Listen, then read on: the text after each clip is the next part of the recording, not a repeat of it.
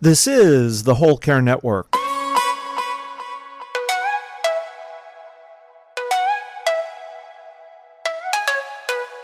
Helping you tell your story one podcast at a time.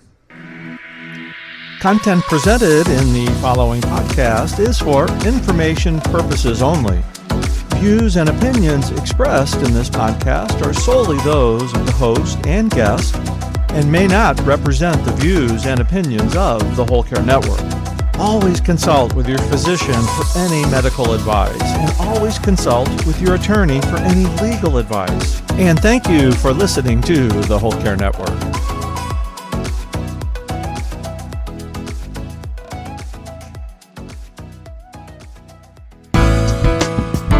Really, we just wanted to be able to share and to give people, I think, a window into seeing both the dying process, but also to see that as a lesbian couple, we were just like any other couple navigating death and dying and caregiving.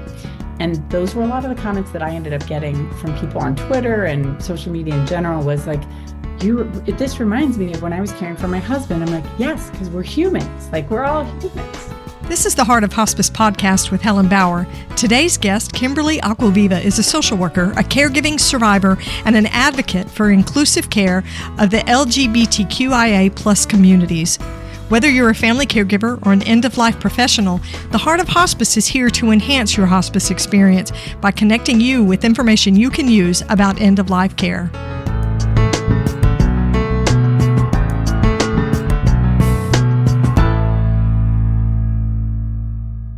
This episode of the Heart of Hospice podcast is sponsored by the Tree of Life Conference by International Doula Life Movement. Join IDLM at the Tree of Life Conference in San Antonio, Texas, November 1st through the 4th. The Tree of Life Conference is more than just workshops and seminars. It's an opportunity to connect, learn, and renew your commitment to compassionate care. Attendees will hear from expert speakers like end-of-life educator Barbara Carnes and Death Deck co-creator Lisa Paul. Visit internationaldoulalifemovement.com for more details. This episode of The Heart of Hospice is sponsored by Odonata Care. When caring for a loved one on hospice, support becomes essential. Introducing the Care Plan, a path to comfort for the hospice patient, a supportive guide by experienced hospice nurses Nancy Heyerman and Brenda Kizzire. Nancy and Brenda invite you to experience all that the Care Plan has to offer. Be sure to check out their free library of care videos on thecareplan.net or on YouTube. Purchase your copy of the Care Plan today at thecareplan.net. I probably say this at the start of every episode. I'm going to have to stop, but this is a fantastic guest. My guest today is Kimberly Acquaviva. She is the Betty Norman Norris Endowed Professor at the University of Virginia School of Nursing. She is the author of LGBTQ-Inclusive Hospice and Palliative Care, a practical guide to transforming professional practice, which received the 2017 AJN Book of the Year Award in the Palliative Care and Hospice category. She's also an AASECT certified sexuality educator, and she's a social worker, a hospice social worker. You're going to love this interview. Kimberly Acquaviva has a story. She's warm. She's generous with what she shares. We start out with a hilarious icebreaker question. She's going to share what her 3 superpowers are, or at least 3 of her superpowers. She shares very openly about her story with her wife, Kathy's disease process and her eventual death. It's interesting, right? We're all about hospice and palliative care on this show, but Kathy and Kimberly chose not to utilize hospice, and Kimberly's going to explain why, as hospice professionals, they chose not to use a hospice agency for her care. Kimberly gives advice on how someone with a life-limiting illness can set boundaries that help friends and families understand what not to say. Always a good thing. And she's going to give 5 pieces of advice on how to care for someone in the LGBTQIA+ community.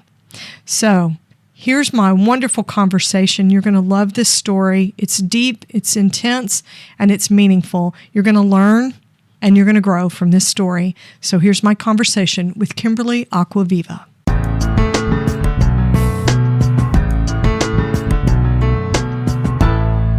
Kimberly, welcome to the Heart of Hospice podcast. I'm thrilled to have you on the show. Oh, thanks so much for inviting me. I'm excited to be here. Well, it's been a long road. I have already confessed that I have fangirled with you and told you that I had been stalking and watching your story as it unfolded on social media, and you generously shared it. So I do know some about your personal story, but for my listeners to get to know you a little bit, I'm going to ask you an icebreaker question. Okay. Tell me 3 of your superpowers. Oh, goodness. 3 of my superpowers. I think one is being very direct in trying to communicate. I'm a big believer in just saying what I need to say. I think number 2 would be that I'm not afraid of failing, because I know if I'm not failing, I'm probably not taking enough risks. And then number 3 would probably be that I'm overconfident in trying new things. So things like playing banjo or playing mandolin. I am terrible at all of them, but I'm always confident that if I keep working at it long enough, I'll get better. I never really do. But my confidence is always higher than my competence when it comes to trying new things like that. And I think in some ways that's a superpower. I don't know. You might want to ask your family about that when it comes to your banjo playing. I'm terrible. It's definitely, I don't think anyone else would say it's a superpower, but for me, I enjoy playing, but I don't think those around me enjoy hearing it. I'm pretty bad. Well, the important thing is that you enjoy it. That's enough right there. Exactly. Yes, I love that. Well, we're going to shift gears just a little bit, take a deep breath for those who are listening, and I'm going to ask you to share your personal story. Sure. You had a special journey with your wife, Kathy, and I'd love it if you tell me about that. Sure. So Kathy and I had been together for almost 18 years at the time when this story is happening. And so we've been together a long time. Kathy had been a leader in the hospice field, and she and I had both been doing hospice and palliative care work pretty much our whole careers. And so a lot of our life had been built around hospice and palliative care. She had been really active in doing things like editing the national consensus guidelines for quality palliative care. And I had written a book on LGBTQ inclusive care at the end of life and for folks who needed palliative care or hospice. And so that was all part of our story coming up to this point. We had a child together, a son, Grayson. And so in 2018, our son went off to college. And so we drove him up to Boston, got ready to drop him off, move him into his dorm. And Kathy was very, very sick. And when we got to a friend's house, actually a family member's house in Rhode Island, the night before we were going to move Grayson into the dorm, Kathy didn't feel well, was throwing up, felt terrible, and fainted. And so we ended up taking her to an urgent care clinic. They said that she had a urinary tract infection, put her on some antibiotics, and we continued on to Boston. But she was never able to get to the dorm room. She was so sick, she stayed in the hotel room. And so I moved Grayson into his dorm. We drove back to DC, and she followed up with her doctor. She finished up her antibiotics, and she felt okay. And so fast forward a couple months later, and her stomach was giving her some problems. She had celiac. She went to her doctor, had some tests done, didn't really think much about it. And then in January of 2019, started feeling not great, and had another episode of fainting. She had some blood work done, and then her doctor called us on a day that happened to be on my birthday, on January 29th, and said, "I'd like you to go to the emergency room. I've gotten some of your test results back. I'm concerned, and it looks like you might have something going on with your gallbladder, but the quickest way to be able to get a scan and see what's going on is to go to the emergency room." So we went to the emergency room at the hospital attached to the university where I worked, GW Hospital, and neither one of us thought really anything serious was going on. It was a super snowy day. really like one of those days where DC gets a tiny bit of snow and everything starts to shut down. And so we had gone to the hospital together, but at the time we had 3 dogs. And so we had these 3 dogs and we were waiting in the emergency department, and they were going to take her back for a scan. And Kathy said, why don't you go home, let the dogs out so that we don't come home to the dogs having peed on the floor and then come back to the emergency department. And on my way home, I got a call, and it was the physician assistant. I think they're now called physician associates, calling with Kathy on the phone, and said that he needed to talk to both of us. And so apparently he had told Kathy he had some news to share, and did she want to dial me in? And so the news was delivered to both of us. And he said that he had seen on the scan fluid around her heart, her lungs, masses throughout her abdomen. They could not see her ovaries. And years ago, she had had a hysterectomy, but didn't have her ovaries removed. And they said, based on what they were seeing, they felt confident that it was probably ovarian cancer.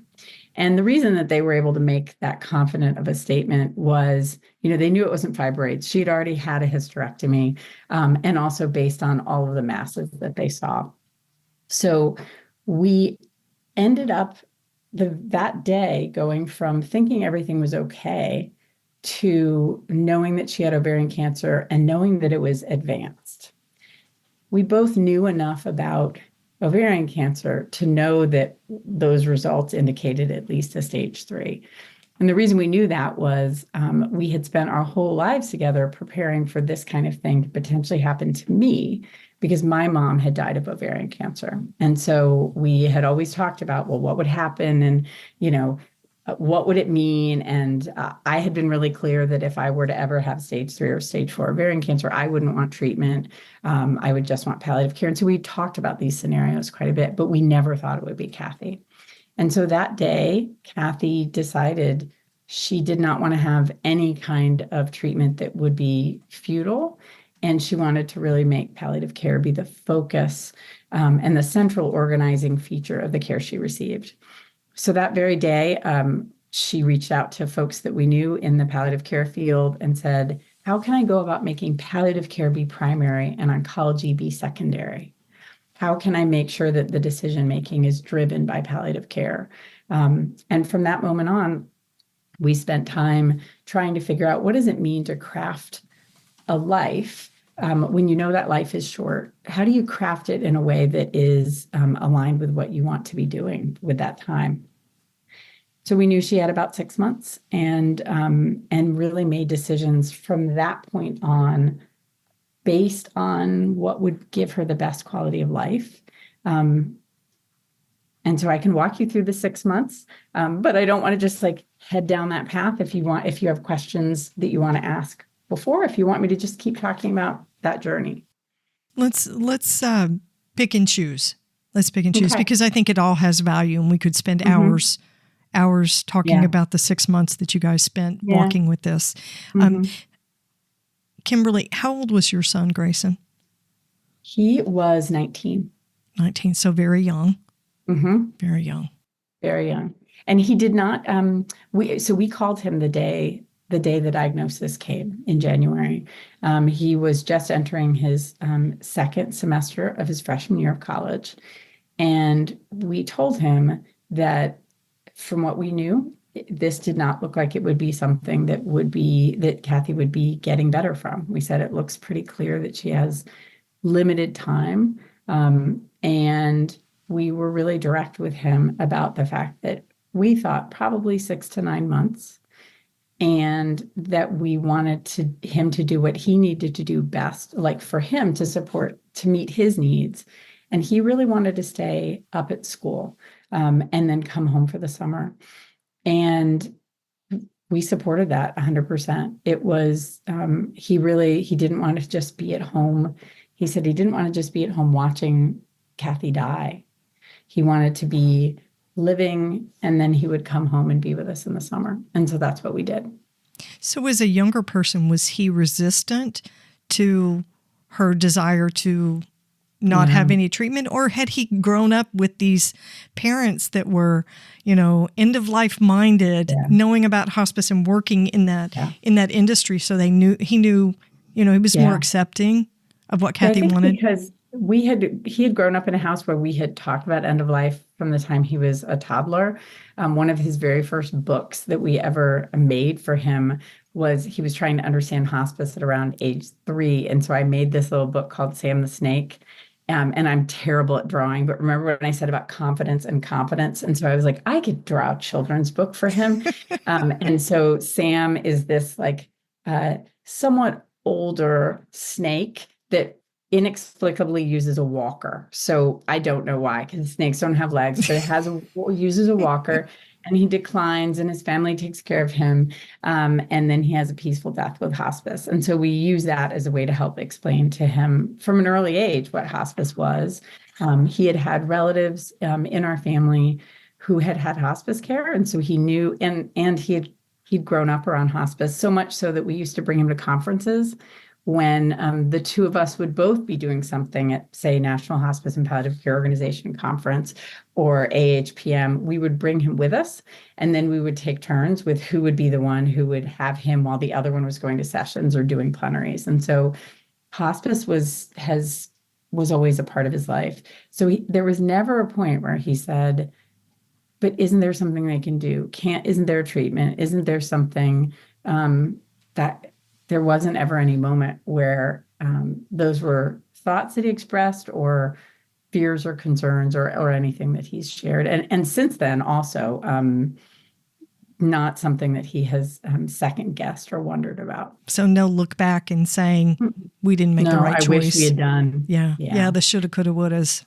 Yeah. And I think some of that was because we were extremely clear about what we knew. So here's what we know. Here's where the cancer is. That means it's at least a stage 3.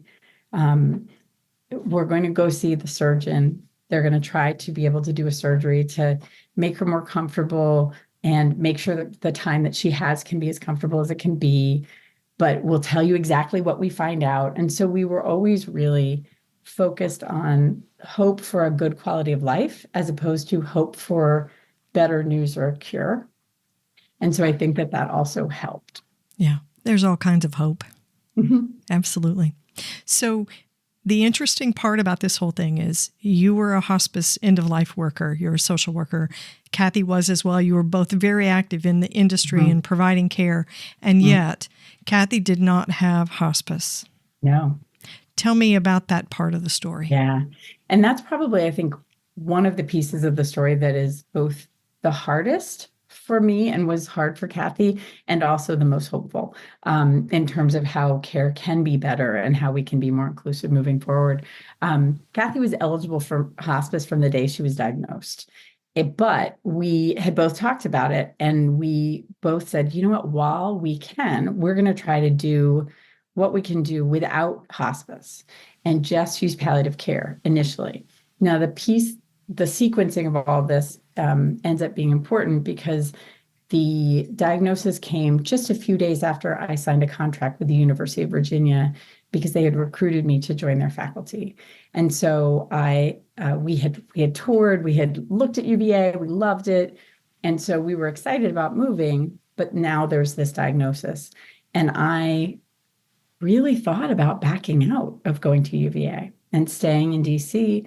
And I told Kathy, maybe we should stay here. She said, no, you've got to keep on moving forward and living your life, because your life is going to continue on without me. So in DC, we knew our resources there. We knew hospice and palliative care providers there, professionals there. We knew, we knew all of these folks, but we didn't fully think through that next step, which is we would be moving. And so we had palliative care, outpatient, through Sibley Hospital in DC, and outpatient palliative care professionals, super fantastic, nurse practitioner, absolutely amazing, and helped really focus Kathy and I on thinking about the things that would really help her be as comfortable as she can be. But then we moved to Virginia. And so we moved to Virginia in the summer. We came here. I already knew a palliative care professional at UVA who I'd met through Twitter, and Dr. Leslie Blackhall, and I absolutely love her. And she's now a dear friend and a colleague. But we had met through Twitter. And so I knew that there would be inclusive care from a palliative care standpoint. But when we arrived in Virginia and I started thinking about, okay, well, what about hospice here? We looked around and we realized there were no hospices that served Charlottesville that had an LGBTQ inclusive non-discrimination statement. So a statement that at the very minimum said, we will not treat you badly because of your sexual orientation or gender identity. Right. And I had written in my book 2 years before the importance of only receiving care from organizations that will take that first step and also train their staff. So I wrote something. We had a GoFundMe fundraiser that colleagues had set up for us because Kathy was a consultant and could no longer work. And so I'd written something in that blog saying why we wouldn't be taking hospice and why we wouldn't be seeking out and accepting it. There were multiple layers of it. There was the fact that they wouldn't be inclusive in terms of non-discrimination statements, a fear of getting bad care, and a fear of Kathy and I both knowing so much about hospice care that if we got bad care, we would be so focused on how bad it is that it would make the dying process even worse. And when I wrote that, we immediately started getting emails from hospice and palliative care professionals here in Charlottesville, medical directors of hospices, CEOs of hospices, who were people that we knew professionally and had known for decades. And folks who reached out to Kathy and I and said, we will give you the best care possible. You will have the best care possible. And at this time, Kathy was still doing email, and we both were still doing email. And we were both really clear that no, like we can't accept care until you've actually made your own hospices so that they can be inclusive for everyone. And that means non-discrimination statements. That means training for all of your staff. And it's really important. And then some of those back and forth emails with medical directors saying, we're really losing out on an opportunity to show the world hospice and how great hospice is, because Kathy and I were chronicling all of this publicly and said, this is a missed opportunity. And I was really clear, it's a missed opportunity for hospices. It's not a missed opportunity for me. It's not a missed opportunity for Kathy. And so the missed opportunity, the way to get that opportunity in the future is to make sure that you are inclusive. And in our back and forth every single one of these folks, I consider to be amazing professionals and kind and good people. One of the medical directors wrote back and said, I always treat everyone like they're one of God's children, which absolutely made me apoplectic because it's so hard to find words to say to someone that isn't comforting if you're already worried that you're going to be seen through the lens of a religion when you come to seek care as an LGBTQ person. And Kathy, this was like 2 weeks before she died. Kathy was still on email, and both of us have always been very direct, blunt people. And so one of the hospice organizations, not NHPCO or AHPM, reached out and said, we want to start a training program in honor of your wife. And they're sending it to me, and Kathy's still alive. And they called it a product. They called it a product line in the email, and they attached a product line. They attached a business plan, and I lost my mind, Helen. I lost my mind. I was like, wow. What are you doing? You cannot start a training program. You all don't know how to do this yourself. So I said, I need you to take a step back. Please, please, please reach out to SAGE, which is an organization that has been doing training around LGBTQ inclusive care forever. I said, reach out to people who are doing this work right now, partner with them, find ways to hire them. You cannot create a product line teaching people how to do the thing that you can't do. And we can't get care because you don't know how to do it yet. And they had named the program after Kathy, and Kathy was bonkers over it. She was like, this can't happen. And so this is as she's dying. Oh my gosh. What I know now is that each and every one of those people were people that cared about us, had known us professionally and they felt helpless and they wanted to be helpful and they weren't being helpful. So we told them how to be helpful. And I said, here's what you can do. Go change your non-discrimination statements, educate your staff. It's not going to help us right now, but it's going to help people. And within 10 days, every hospice serving Charlottesville had changed their non-discrimination statement and had it passed by their board.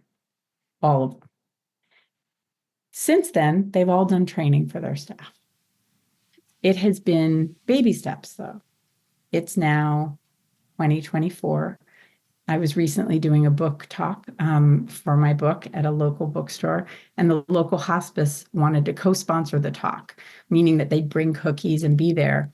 And I was so excited. And so I reached out and I said, can you please send me a list of all the things you've done since 2019 when I told you all you had to do training? And they haven't yet started to do any training yet. But now they are. But now they are. Because I said, I'm really excited to be able to say the things that you all have done since 2019 during my book talk. And they've now booked someone to come in and do a training next month, and they're starting it. And so I think we have to just keep holding each other accountable, but also recognize people are doing the best they can. Without your direct communication, this blunt communication. So I'm sorry, product line? I know. My wife is in the other room, living out the last few weeks of her life, and you want to monetize. So the worst thing was she wasn't even in the other room. We both were sitting in our king bed doing emails together as she's dying. And so that was what was so terrible was she's dying next to me as I'm trying to handle emails. And I lost my mind. Like I know that my direct communication was overly direct in my response to that email. And the beautiful thing is I've been able to talk with the people who sent those emails since. And I've done a presentation with one of the person who had said, I've always treated someone as one of God's children. And we've all talked about, and when we've done these presentations, how terribly painful it was for them to realize they're causing harm as they're trying to be helpful. And also just the unbridled rage of someone whose loved one is dying and then someone is trying to be helpful, but it's a business plan. They were trying to what do you do with this? And so we're all okay. I think everyone was hurting. And I think it was a great reminder to me that when people are grieving, we don't communicate well, but also sometimes we try to help in ways that aren't helpful. And every single one of those people was trying to be helpful. And lots of people do harm to folks who are LGBTQ in hospice settings while trying to be helpful. Sure. Because good intent doesn't always equal good impact. When you consider what the doctor communicated to you, I always try to, I treat everybody as one of God's children. What that sentence really says is, I treat everyone as one of my God's children. Right. And that's what was scary to me. So comments from an outsider's perspective, because unless you are the person dying or you are the caregiver, the loved one who is watching a beloved die, it is an outsider's perspective. I don't care how many years you have working in end-of-life care. I know. Yeah. It is. And I think what was interesting to me was seeing as Kathy was dying, how fiercely she wanted to continue to advocate and to make sure that we use this as an opportunity for people to get better care. Because we both, as hospice professionals, have seen bad hospice care happening more and more. We hear about it, and then it pains us. And so both of us wanted to make sure that we could advocate, and also that we could be real, and also just be, in what we were sharing with the world, be honest, that we weren't sharing what we were sharing because we wanted to market hospice and palliative care to the world. We wanted to just show what our experience was, good or bad, with anything. And we didn't know what our experience would be. So really, we just wanted to be able to share and to give people, I think, a window into seeing both the dying process, but also to see that as a lesbian couple, we were just like any other couple navigating death and dying and caregiving. And those were a lot of the comments that I ended up getting from people on Twitter and social media in general, was like, this reminds me of when I was caring for my husband. I'm like, yes, because we're humans. Like, we're all humans. It's totally relatable. It is. And so that's why we shared the way that we did. Kathy was intensely private, an intensely private person, and became less private over the years that we were married. Actually, the very first argument, before we even started dating, we had a workplace disagreement, not an argument, a disagreement, because I was talking about hoping to have a child someday, and talking about, if I'm with a partner, wanting to have a child. And I made a reference to breastfeeding, and she pulled me aside and she said, it's not appropriate to ever say the word breastfeeding in a workplace context. And I was like, oh my God. And so we had this whole discussion about what is and isn't okay. And that's when I found out that she had been closeted her whole life and wasn't out to anyone. And so she had always been really private. And then we got together and she became much less private. And then when she was dying, we tried to be as real as we could, even when it was uncomfortable for us to do it. In a world where compassion and community are needed more than ever, the International Doula Life Movement presents the Tree of Life Conference. Join IDLM November 1st through the 4th in San Antonio, Texas, for an extraordinary experience in end-of-life care. The Tree of Life Conference is not just an event, it's a movement towards making a positive impact. Attendees will hear from expert speakers, including award-winning end-of-life educator Barbara Carnes, Lisa Paul of the Death Deck, Brenda Kizzire and Nancy Heyerman of Odonata Care, and end-of-life advocate Helen Bauer, host of the Heart of Hospice podcast. The Tree of Life Conference is more than just workshops and seminars. It's an opportunity to connect, learn, and renew your commitment to compassionate care. This event is made possible by the team at International Doula Life Movement, who believes in the power of empathy, education, and making a difference in the world. Don't miss out on this transformative experience. Join IDLM at the Tree of Life Conference in San Antonio, Texas from November 1st through the 4th. Visit internationaldoulaLifeMovement.com for more details and secure your spot today. When caring for a loved one on hospice, support becomes essential. Introducing the Care Plan, a path to comfort for the hospice patient, a supportive guide by experienced hospice nurses Nancy Heyerman and Brenda Kizzire, with over 40 years of combined hospice experience. The Care Plan is your trusted companion, a wealth of knowledge from clinicians who understand the unique challenges of hospice care. Nancy and Brenda provide practical insights in their book, along with a library of guided videos that offer caregiving tips and techniques to make caregiving easier and simpler. The Care Plan isn't just a book. It's a source of strength for those who navigate the challenges of caregiving, ensuring that every moment is embraced with compassion and care.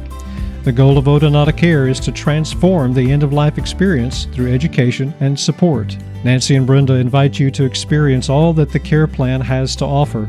Be sure to check out their free library of care videos on thecareplan.net or on YouTube. Don't forget that the Care Plan is also available in Spanish. Purchase your copy of the Care Plan today at thecareplan.net. Did you find that using those words, death, dying, really the direct communication and saying the bad words that really hurt? I mean, let's face it, they suck and it's just hard. Did you find that reduced your fear, reduced your anxiety around those words and the situation? So, it's interesting. I think because Kathy and I both like to have control over things, it was comforting to actually just call it what it was and then deal with it. I think the people it made uncomfortable was everyone else. Because when we said, here's the diagnosis, and Kathy is dying, she's going to die. We don't know how much time she has. Could be 6 months, could be 9 months. We're not going to have any futile treatment. Only treatment that will be palliative. that was really hard for people to hear. And we had done a talk, it was a panel discussion for the Kizzire Family Foundation. And someone from our Quaker meeting came to the presentation, and they were just lovely, but they raised their hand and they said something along the lines of how hard it was to see that we were doing nothing, that it was painful for them. For them to watch you do no treatment. Decide to do nothing. And I had responded and said, we're not doing nothing. We're doing aggressive palliative care. But for people to seeing that you're not trying to be cured is hard. It's hard for people to know what to do with that. And also because we told people we don't want to hear people say things like, you're going to beat this, you're a fighter, you're strong. And then when people can't say those things and you're like, she's dying, they don't know what to say because they can't say, oh, I'm going to pray that you get better, or I know that you're going to get cured. It's like, yeah, this sucks. It sucks. Dying. We're hoping for a miracle.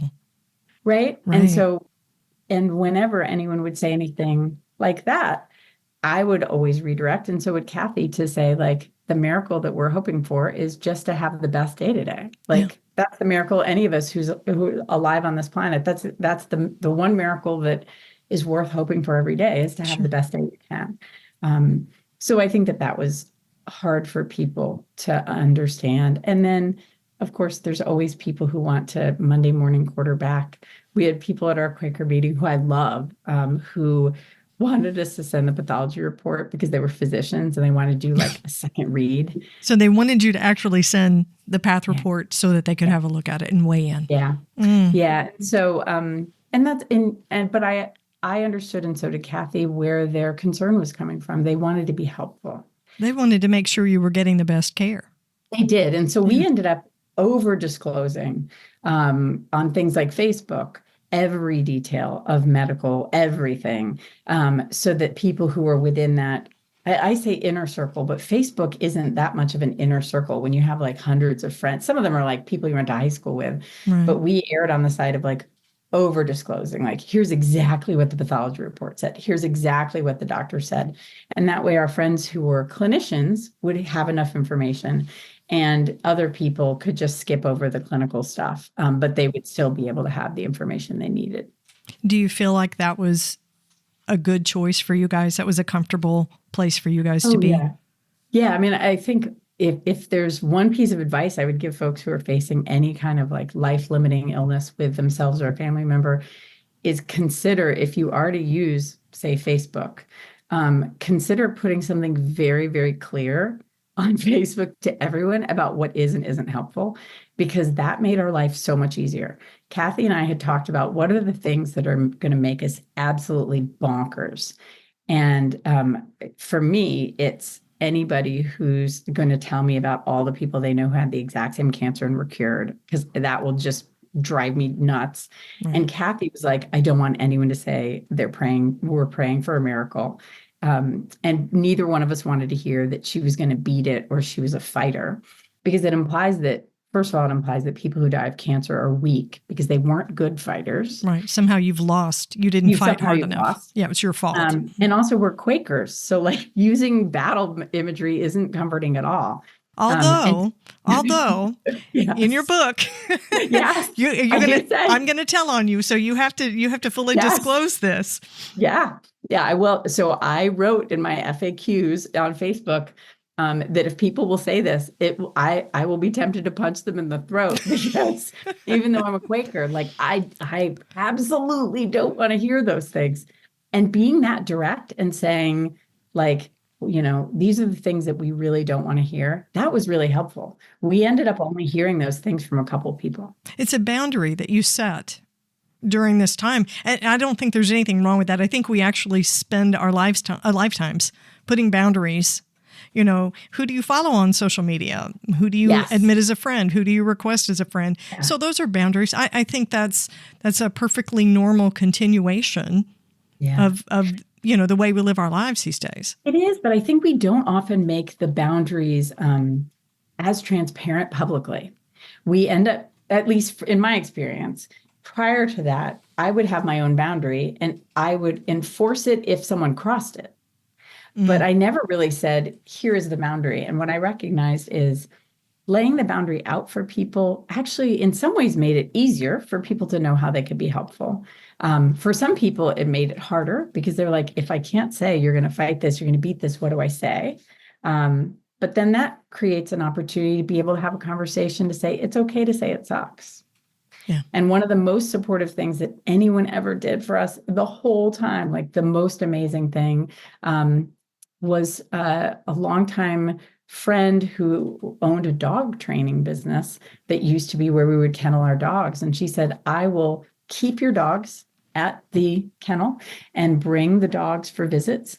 So while Kathy was she had surgery, and then we had our house renovated to get it ready to sell. And she kept our 3 dogs for us, brought them for visits, and didn't charge us. And it was like amazing. So sometimes the ways that we help each other are doing acts of service and acts of love around practical things. Yeah, definitely. So I want to take a little bit of a deep dive into your caregiving experience, especially towards the end of Kathy's life. And remember, Kimberly, you set the boundaries on how much you want to share for this. Yeah, thank you. So towards the end of Kathy's life, I'm assuming you were her medical decision maker. I was. Did there come a time when you were making Kathy's decisions that you didn't agree with what she had asked you to do? Oh, interesting. No, but I think that is because I think it's just kind of by sheer luck. We had decided early on that she really did not like being around medical professionals at all. Even though she'd been working in the field forever, she wanted to minimize contact with any kind of healthcare professional or a hospital. So we weren't in hospitals. She had surgery and then was home. And then once she was home, that was it. Like, we didn't go in for treatment. She had a drain put in to try to drain off ascites early on. But that was like a couple weeks after her first surgery. But no, there weren't any decisions. There weren't any decisions to be made because she had decided that she just wanted to go home and live. So I was her decision maker. I never had to step in and do the decision making without her, if that makes sense. Yes. She made choices around pain management that would have been, I think, different than the choices that I would have made. She wanted to manage all of her pain using cannabis and not use any opioids because she was really afraid of getting a bowel obstruction and didn't want to be constipated. And the oncologist had said, you'll probably end up having a bowel obstruction at the end. That's a pretty typical thing. And Yes. Kathy didn't want that. So she ended up having pain, and she wrote about it pretty openly as she was blogging on the GoFundMe about she had more discomfort and more pain, but she didn't want to be taking anything other than cannabis because she didn't want to be sleepy or constipated. I think if it had been me, I would have probably wanted more pain medicine, but I never thought, oh, I want to override her decision. And I was comfortable with the choice that she made around that. Yeah, that can be a hard place for a caregiver to be. Mm-hmm. Yeah. Especially if she didn't get the kind of pain control that maybe she could have gotten with opioids. But let's be clear, what she's talking about was a very legitimate concern. Oh, yeah. Oh, absolutely. Yes, that's a very legitimate concern, and comes with a whole set of consequences. Yeah, and pain and discomfort. Yes. And she generally said that her pain wasn't severe.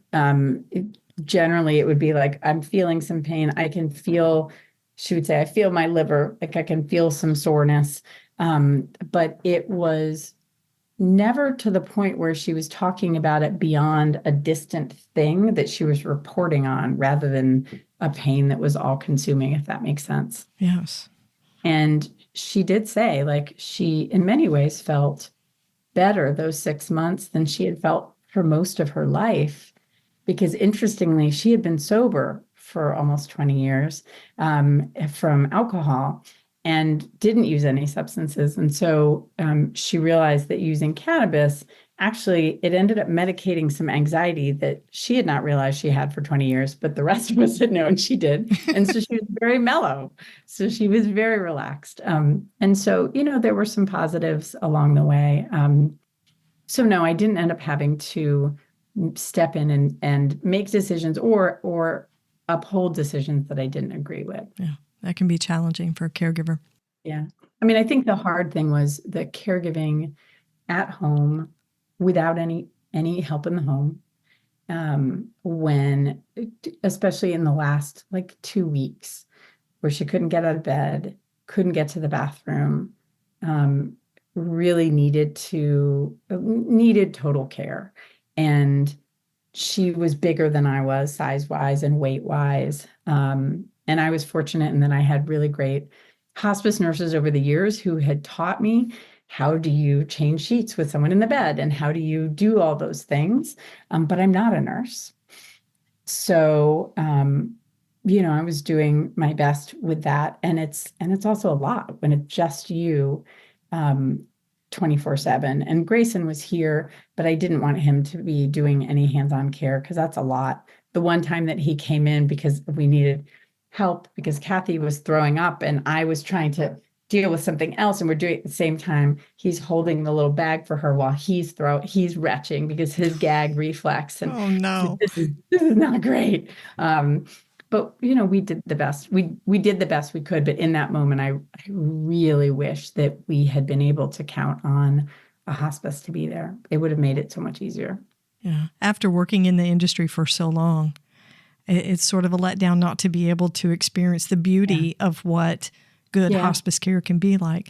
But you told your story in a unique way. Mm-hmm. You and Kathy, I think, continued your work in end-of-life care by teaching all of us. So let's do that now. Tell me 5 things that you think everybody who's working in end-of-life should know about caring for someone in the LGBTQ plus communities. I think the first thing would be to make no assumptions about anyone. So never make an assumption that you know which of your patients or family members are LGBTQ. Never make assumptions based on someone's marital status, based on appearance. And so treat every single person that you interact with as though they could be a member of the community. So as you're thinking about your language and your wording, to not make assumptions. Number 2 would be to acknowledge what your own religious beliefs are in your own head, not out loud to the patient, but think about what are your own religious beliefs? How do they shape how you view patients? How do they shape how you view people? And what are you going to do to pay careful attention to never letting those views become apparent to your patient? So that would be number 2. I think number 3 would be look around at the organization where you work. Look to see, are the policies welcoming to someone? Does the non-discrimination statement say sexual orientation and gender identity? And if it doesn't, talk to someone about getting that changed. Say number 4 is just because you know one LGBTQ person or LGBTQIA person, it does not mean that you know everything that there is to know about the community. And similarly, if you yourself are LGBTQ, it doesn't mean that you know everything about everyone. I don't know everything about everyone. So treat every single patient as though they are an N of one. They're a community of one, and you can't make assumptions about the community based on everything you know. You need to ask people, what do I need to do to provide the best care to you? And then the 5th would be if you are not already aware of how to provide inclusive care to transgender patients in particular, and I'm thinking about clinical care. Yes. Get educated before there is a transgender patient in the bed, in their home, counting on you to provide good care, because no dying person is your teachable moment. That is not the teachable moment. You have to make your own teachable moment beforehand so that when you're with them, you're able to provide care that leaves them with a memory of being treated respectfully, not with the memory of having to be your teacher. Oh, wow. So those would be. I love that one. I think that's such an important thought. Our patients don't have the luxury of time. No. Yeah, no. for our learning curves. No, not at all. So, Kimberly, we're about to close. I hate to stop talking because it's great. So, if you have an advanced care plan, would you share something that you're already laughing? This is going to be great. I'm laughing. Tell me something that's unique or special out of your advanced care plan. This is so terrible. So I got remarried in December and married a man, which shocked everyone, shocked my family, shocked me. Absolutely adore him. He's amazing. I was telling him right before this interview started, I said, oh my gosh, I don't know if I can answer this question honestly. And then I was like, I'm going to. So in my advanced directives, I'm clear that as I get closer to the end of life, it's important to me that if I'm in a long-term care facility or a hospice facility or a hospital, that I want my bed within 4 to 6 feet of an electrical outlet. Because so that I can have my magic wand. And it's very specific. It is very specific, but sexual health is an important part of my life. I know. I'm so sorry, Helen, but it's true. Because it's so important. If I have limited time, I want to do something I enjoy, and that's fun. So I'm so sorry. But you know what? Now that's direct communication for you. You know what?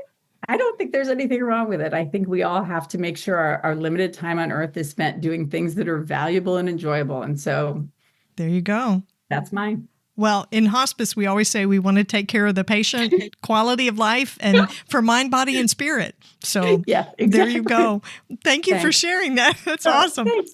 And thanks for having me on the show. Oh, yeah. So before we go, tell my listeners how they can connect with you and how they can buy your books. Sure. So you can connect with me on Twitter. My Twitter name is @KimAquaviva. My book, the easiest way is to reach out to your local bookseller, but it is available on some of the big websites that sell books, and I won't say the names of them, but big websites that sell books, and it is the Handbook of LGBTQIA-Inclusive Hospice and Palliative Care. But you can reach out to me over Twitter, direct message me. Really find me anywhere. Google my name, and you'll pull up my website. So thanks so much for having me.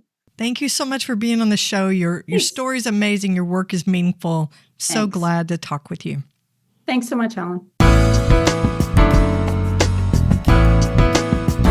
Be sure to catch the next episode of the Heart of Hospice podcast. You can find more episodes on theheartofhospice.com, and don't forget to follow us on your favorite podcast platform. You can connect with the Heart of Hospice on Facebook and Instagram, and send your questions or comments by email to helen@theheartofhospice.com. And remember, no matter who you are or where you are in your hospice journey, you are the heart of hospice.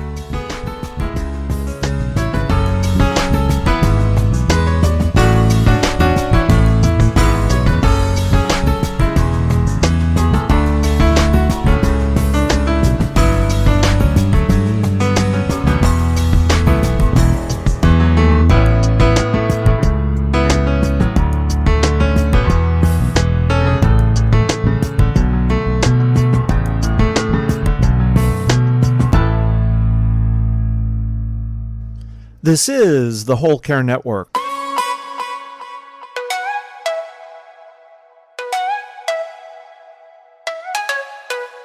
Helping you tell your story one podcast at a time.